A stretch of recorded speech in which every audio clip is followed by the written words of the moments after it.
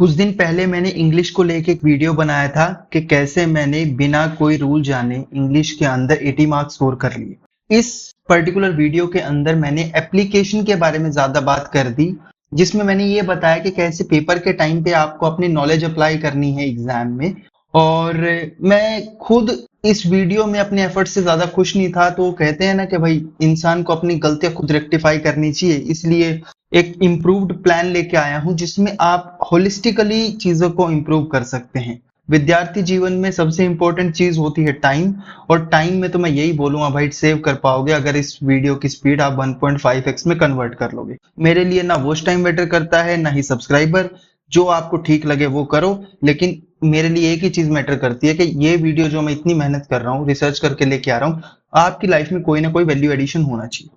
अब ये एक मोस्ट होलिस्टिक प्लान है। रीजन बहुत ही सिंपल एंड क्लियर है कि ग्रेजुएशन से लेके और मेरी मास्टर तक मैंने लगभग 7 डिफरेंट लैंग्वेज सब्जेक्ट पढ़े हैं। तो डिफरेंट लैंग्वेज के सब्जेक्ट पढ़ने के बाद में मैंने इस वीडियो को बनाया है, और इस वीडियो के अंदर मैंने कुछ साइकोलॉजिकल टिप्स बताई हैं आपको, कुछ लैंग्विस्टिक बेस्ड स्टडीज बताई हैं, कुछ इंपॉर्टेंट थ्योरीज मैं आपको बता दूंगा, कैसे प्रैक्टिकली आप अपनी इंग्लिश को इम्प्रूव कर सकते हैं, वो भी इस वीडियो में हम लोग बात करेंगे।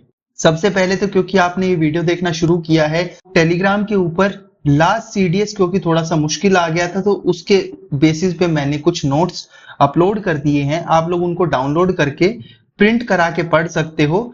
मोर देन सफिशिएंट है, बहुत ज्यादा हेल्प हो जाएगी आपकी एग्जाम के प्रिपरेशन के अंदर, और रिवीजन तो वहां से ही आपकी कवर हो जाएगी। थोड़े थोड़े पेज हैं, जल्दी आपका कवर हो जाएगा, तो इससे आपका फायदा ही फायदा होगा।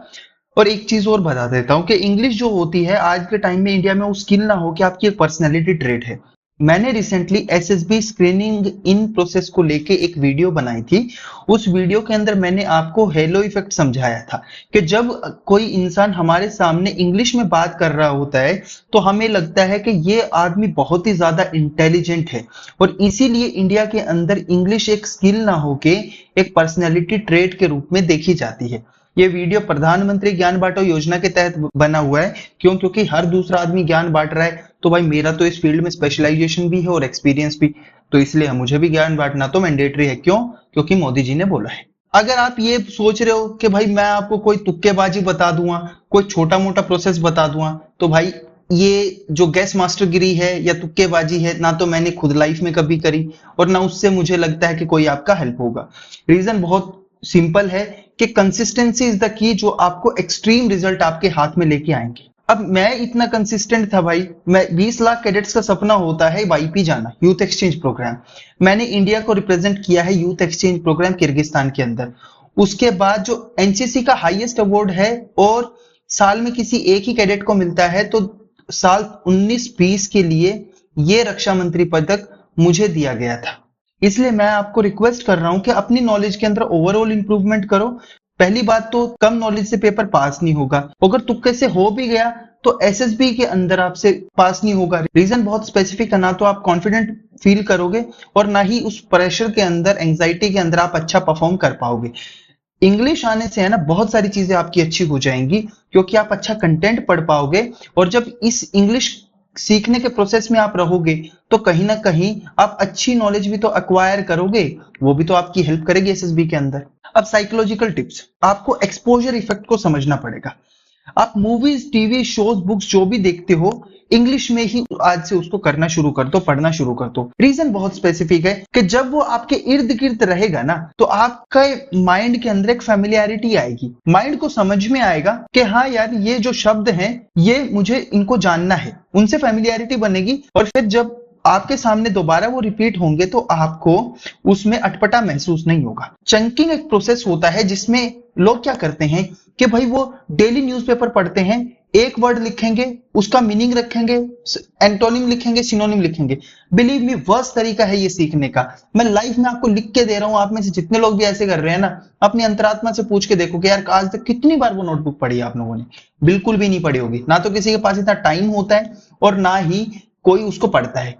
इसकी बजाय आप सेंटेंसेस सीखो, फ्रेजेस सीखो, जो आप लोगों को ज्यादा हेल्प करेंगी। ये इंडिविजुअल वर्ड बिल्कुल भी हेल्प नहीं करते, क्योंकि आपको इन वर्ड्स का कॉन्टेक्स्ट ही नहीं पता, अप्लाई कैसे करेंगे आप लोग। तो फोकस करना है सेंटेंसेस और फ्रेजेस को सीखने के ऊपर। फिर पॉजिटिव रेनफोर्समेंट। देखो जब आप खुश होते हो ना, कोई चीज खुशी से करते हो, तो आपका प्रैक्टिकली वहां पे अच्छा रिजल्ट या आउटकम आना शुरू हो जाता है। तो जिस टाइम पे आप चीजों को सीखो तो इंजॉयबल बनाओ। जैसे कि अगर आप कुछ शो देख रहे हो तो कोशिश करो कोई ऐसा शो देखो या ऐसी चीज देखो जो कि आप इंजॉय करते हो। अगर आप क्रिकेट ही देख रहे हो तो इंग्लिश कमेंट्री में देखो। अगर आप स्टैंड अप कॉमेडी देख रहे हो तो इंग्लिश में देखो, फैमिलियरिटी बनेगी उससे। फिर आता है जी विजुअलाइजेशन। मैं ये इतनी सारी मीम्स क्यों यूज करता हूं? कल को अगर आपको ये कंटेंट भी याद नहीं रहेगा ना, तो मीम याद रहेगी। क्यों?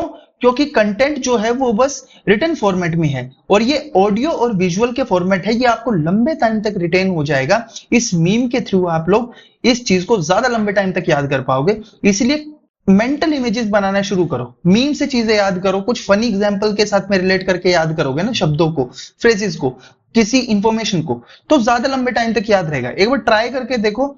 जब हम छोटे होते थे तो हर 15 अगस्त को, 26 जनवरी को और 2 अक्टूबर को एक मूवी आती थी तिरंगा। उसमें ये गेंडा स्वामी की मिसाइल्स के फ्यूज कंडक्टर निकाल लेते हैं भाई ब्रिगेडियर सूर्यदेव सिंह।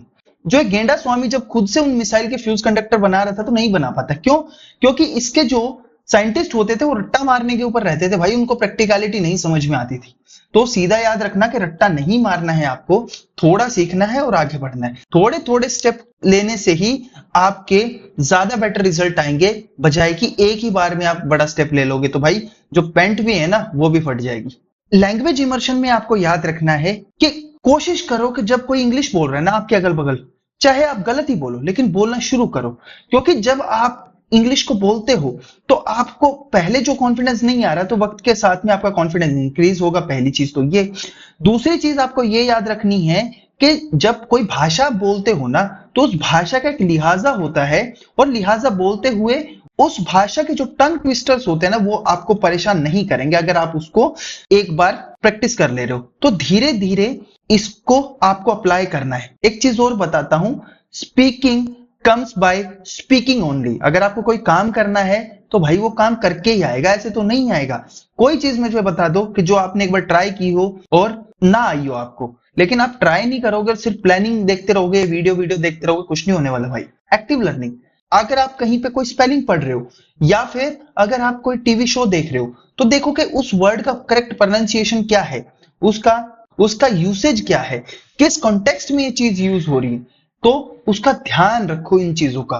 ये आपके WAT में भी आपको हेल्प कर देंगी, TAT में ये चीज आपको सपोर्ट करेगी, CAPF के पेपर 2 में ये चीज आपको सपोर्ट करेगी। इवन आप CSC के लिए प्रिपेयर करने जा रहे हो ना बच्चों, तो वहां पे भी ये चीज आपको ऐसे वाले पेपर के अंदर बहुत ही ज्यादा हेल्प कर देगी। इसलिए ध्यान रखो कि जब तक आप डिफरेंट कॉन्टेक्स्ट में वर्ड का प्रोनाउंसिएशन और यूसेज नहीं समझोगे तो आपको कुछ नहीं होने वाला। लैंग्विस्टिक स्टडीज में कॉन्टेक्चुअल लर्निंग क्या होती है? किसी भी फ्रेज को सीखते हो, वर्ड को सीखते हो, तो उसका कॉन्टेक्स्ट समझो कि किस कॉन्टेक्स्ट में यूज हो रहे हैं। जैसे कि अगर आप नई गिरने वाली बर्फ के बारे में बात करते हैं पहाड़ों के ऊपर, तो उसको स्नो बोलते हो। वेयर एज जब आप फ्रिज की बर्फ के बारे में बात करते हो तो उसको आइस बोलते हो। कोल्ड ड्रिंक में आप स्नो नहीं डालते, उसके अंदर आप आइस डालते हो। स्नो करते रहना भाई, कोई बेइज्जती करके चला जाएगा। तो कॉन्टेक्स्ट सीखना है चीजों का, किस कॉन्टेक्स्ट में कौन सा वर्ड यूज हो रहा है। उसके अलावा एक लैंग्वेज इनपुट हाइपोथेसिस होती है जो आप सीख रहे हो। मान लो आपने कोई रूल सीखा, मान लो कोई आपने फ्रेज सीखी, कोई वर्ड सीखा, तो कोशिश करो एज सुन एज पॉसिबल उसको अपनी भाषा के अंदर उसको इंक्लूड करो। जितना ज्यादा उसका यूज करोगे वो उतना ही ज्यादा फेमिलियर हो जाएगा आपकी भाषा के तहत। जितनी फेमिलियरिटी होगी उतने ही फ्लोलेस तरीके से आप उसको यूज कर सकते हो। अब कुछ इंपॉर्टेंट थ्योरीज है, जैसे कि एक कैशंस इनपुट हाइपोथेसिस है जिसको आप एक्वाजिशन ऑफ वर्ड्स भी बोलते हो। जब आप छोटे थे, चाहे आप हरियाणा से हो, पंजाब से हो, राजस्थान से हो, उत्तराखंड से हो, कहीं से हो, फर्क नहीं पड़ता, या आप इंडिया से हो, जापान से हो, कोरिया से हो, युगांडा से हो, यह भी फर्क नहीं पड़ता। हरियाणा में पैदा होने वाले बच्चे को हरियाणवी कोई नहीं सिखाता। वो अपनी जगह के इन्वायरमेंट और परिवेश से सीख लेता है कि किस चीज को क्या बोला जाता है। जब किसी आदमी के सामने दूसरा आदमी टीवी बोलता है तो उसको समझ में आ गया कि इस चीज को टीवी बोला जाता है, तो अगली बार से मैं भी इसको टीवी बोलूंगा। साइकिल को साइकिल बोला जाता है तो साइकिल को वो अगली बार साइकिल ही बोलेगा। अगर वो किसी चीज को बटन की जगह वो टप्पन बोल देता और दूसरा आदमी भी उसको टप्पन स्वीकार कर लेता, तो अगली बार से वो भी टप्पन बोलना शुरू कर देता उसको। तो यानी कि हमारा वर्ड जो होता है ना, वो सरकमस्टांसिस से चीजों को एक्वायर कर देता है। इवन ध्यान याद रखो कि कई बार है ना, हमें ग्रामर के रूल इतने समझ में नहीं आते, लेकिन अगर हमें चीजें समझ में आ रही है, हमारी अंडरस्टैंडिंग अच्छी है, कम्युनिकेशन हमारा क्लियर है, तो हमें कोई समस्या नहीं होती। जैसे कि आप कोई चीजें रीड करते हो ना, रीड करते करते आपको ये नहीं पता होता कि यहाँ पे कौन सा रूल सही है कौन सा गलत, लेकिन आपको ये पता होता है कि यहाँ पे सेंस नहीं बन रही भाई। अगर सेंस नहीं बन रही तो हम लोग इस चीज को अप्लाई नहीं करेंगे, सेंस नहीं बन रही तो ये चीज गलत है। कॉग्निटिव लर्निंग का मतलब है कि भाषा को डिफरेंट डिफरेंट टाइप से अप्रोच करो, जैसे कि उसका यूसेज बढ़ाओ और अंडरस्टैंडिंग बढ़ाओ। कॉग्निटिव लर्निंग का मतलब है कि आपको लैंग्वेज को रीडिंग से, स्पीकिंग से, राइटिंग से और लिसनिंग से कंस्ट्रक्टिवली अप्लाई करना है अपने नॉलेज के अंदर। यानी कि इन सारी टेक्निक्स में आपको जो लैंग्वेज सीखनी है उसको ही अप्लाई करना है। मिसाल के तौर पे अगर कोई इंसान हरियाणा से जाके तमिलनाडु में रहना शुरू कर दे, तो एक वक्त के बाद वो खुद ब खुद तमिल सीख जाएगा, उसको किसी किताब की ज्ञान की जरूरत नहीं है। रीजन बहुत स्पेसिफिक है, क्योंकि उसके परिवेश में वो भाषा बोली जा रही है। तो कॉग्निटिव लर्निंग के थ्रू वो खुद ब खुद सीख जाएगा, देखना भी सीख जाएगा, पढ़ना भी सीख जाएगा, बोलना तो सीख ही जाएगा। एक आता है सोशियो कल्चरल थ्योरी। इस थ्योरी का मतलब ये है कि जब आप लोग कभी ग्रुप में मिलते हो तो कोशिश किया करो कि भाई उनमें थोड़ा सा अंग्रेजी भाषा में बात किया करो। अगर यहाँ पे शर्म आ रही है, जैसे मैंने क्या किया था, मैं कभी है ना डोमिनोज वगैरह चला जाता था, तो डोमिनोज वगैरह में जाके मैं क्या करता था कि वहां पे है ना वो आपको जलील नहीं करते, क्योंकि भाई आपने उनको पैसे दे रखे हैं, तो जब आप पैसे दोगे ना उनको तो कोशिश करो कि इंग्लिश में ऑर्डर करो। ऐसे इंटर लैंग्वेज थ्योरी बोलती है कोई चीज सीखते हो तो गलती होना तय है। अगर आप गलती कर रहे हो तो गलती इंप्रूव भी होगी, लेकिन अगर आप गलती ही नहीं कर रहे तो इंप्रूवमेंट कहां से होगा, मुझे ये बताओ। दूसरी चीज ये है, अगर कोई लैंग्वेज आप सीखते हो और उसकी स्पीकिंग स्किल्स को इंप्रूव करना चाहते हो, राइटिंग स्किल्स को इंप्रूव करना चाहते हो, या फिर रीडिंग स्किल्स को इंप्रूव करना चाहते हो, तो कैसे इंप्रूव होगा? जिस टाइम पे आप उस लैंग्वेज को पढ़ रहे हो या उसको प्रैक्टिस कर रहे हो, तो उस टाइम पे वही लैंग्वेज आपके ब्रेन में चलती रहनी चाहिए। नहीं तो क्या होगा, आप लोग इंग्लिश बोलना चाह रहे हो, इंग्लिश को पहले हिंदी में सोचोगे, हिंदी को इंग्लिश में ट्रांसलेट करोगे और उसमें फिर आप बार बार स्टक हो जाओगे। बजाय कि ऐसा हो सकता है कि आप डायरेक्ट ही इंग्लिश में सोचना शुरू करो। माइंड में अगर आप डायरेक्ट इंग्लिश में ही सोचते हो तो फिर फर्क नहीं पड़ता आपको। अगर बोलना है तो भाई कस्टमर केयर वालों को फोन लगाओ और वहां पे बांकना शुरू करो, कोई आपको कुछ नुकसान नहीं करेगा। जब मैं कॉलेज में था तो मैंने फ्रेंच सीखने के लिए डुओलिंगो करके एक ऐप आती थी, एक बार इसको देख लेना, फ्री ऑफ कॉस्ट है। डुओलिंगो बहुत अच्छी ऐप है। राइटिंग को समझने से पहले आपको रीडिंग को समझना पड़ेगा।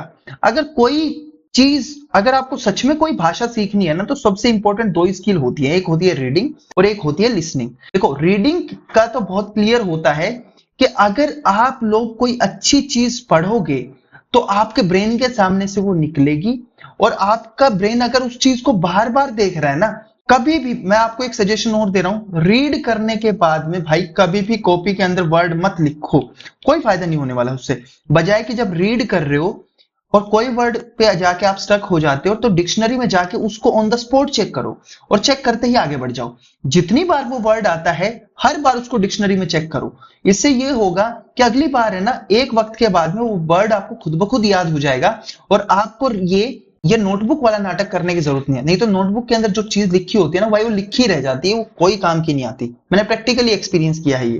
फिर जो आपने रीड किया है उसको अपनी भाषा के अंदर आप समराइज करो। फायदा क्या होगा समराइज करने से? तो एक तो आपको ये पता चल जाएगा कि आपको चीजें कितनी समझ में आई हैं, और दूसरा आपकी राइटिंग स्किल्स भी अच्छी हो जाएंगी। वो आपको एसएसबी इंटरव्यू में, और अगर बाद में कभी ऐसे वगैरह लिखना पड़ गया सीएपीएफ या यूपीएससी के लिए, तो वहां पे भी सपोर्ट कर देगी। लिसनिंग स्किल्स का तो बड़ा क्लियर है, एक कंसेप्ट जो मैंने अभी थोड़ी देर पहले बताया, एक्विजिशन ऑफ वर्ड्स, वहां पे ये बहुत ही ज्यादा यूज होता है। अगर आप चीजें सुनते हो, मैं बोलता हूं आप अच्छे पॉडकास्ट सुनिए, आप देख सकते हैं जो इंटरनेशनल टेडेक्स के टॉक्स है ना, वो देख सकते हैं। वहां पे बहुत ही अच्छे एक्सपीरियंस वाले लोग आते हैं जो कि अपनी नॉलेज को शेयर करते हैं। उसको सुनने के बाद में आपके फेनेटिक्स भी सही हो जाएंगे, आपका स्पोकन भी सही हो जाएगा, और अच्छे वर्ड्स भी आपके दिमाग में आएंगे विदाउट एनी एक्स्ट्रा प्रेशर। तो ये चीज आपको ट्राई करनी चाहिए। एक बार लिसनिंग अगर आपकी इंप्रूव हो गई, लिसनिंग से फायदा ये होता है कि आपका ब्रेन है ना इंग्लिश में ही सोचना शुरू कर देगा, और वो उसके लिए आपको लिसनिंग अपनी इंप्रूव करनी पड़ेगी। अगर 1 महीना ऐसे कर लोगे तो चीजें ढंग से हो जाएंगी। एट द एंड मैं यही बोल रहा हूं कि लैंग्विस्टिक्स के अंदर 3 इंपॉर्टेंट साइंटिस्ट हुआ करते थे। एक थे फर्दिनांड द सस्यूर, एक थे चॉम्स्की और एक थे ब्लूमफील्ड। इन तीनों ने ही माना कि भाषा एक व्यवहार की चीज है, यानी कि नेचुरली इंसान को आ ही जाती है, लेकिन हमें वैसे सर्कमस्टांसेस बनाने पड़ेंगे। इसके लिए आपको रीडिंग अपनी इंप्रूव करनी पड़ेगी, लिसनिंग इंप्रूव करनी पड़ेगी, और जो आपने रीड किया है या लिसन किया है उसको लिखना भी पड़ेगा। कंटिन्यूअसली ऐसा करते रहोगे, और जब रीड कर रहे हो, रीड करने के साथ साथ बार बार आपको डिक्शनरी के अंदर सेम वर्ड देखना है, उसको रेफर करना है, उसका मीनिंग चेक करना है। लेकिन भाई नोटबुक के अंदर मत लिखना, क्योंकि वो है ना रद्दी का ढेर बन जाएगा, फायदा कुछ नहीं होने वाला उसका। लेकिन जब अगर आप बार बार देखोगे ना तो एक वक्त के बाद आपकी खुद ब खुद इंग्लिश इंप्रूव हो जाएगी। एट द एंड मुझे तो यही बोलना है भाई कि अगर आपको लग रहा है कि ये 1 महीने के अंदर हो जाएगा, नहीं होगा। अगर आपको लग रहा है कि 2 महीने के अंदर हो जाएगा, नहीं होगा। ये प्रोलॉन्ग्ड एक्टिविटी है, और कंटिन्यूअसली आप इसको रिपीट करोगे तभी आपकी लाइफ में वैल्यू एडिशन होगा, नहीं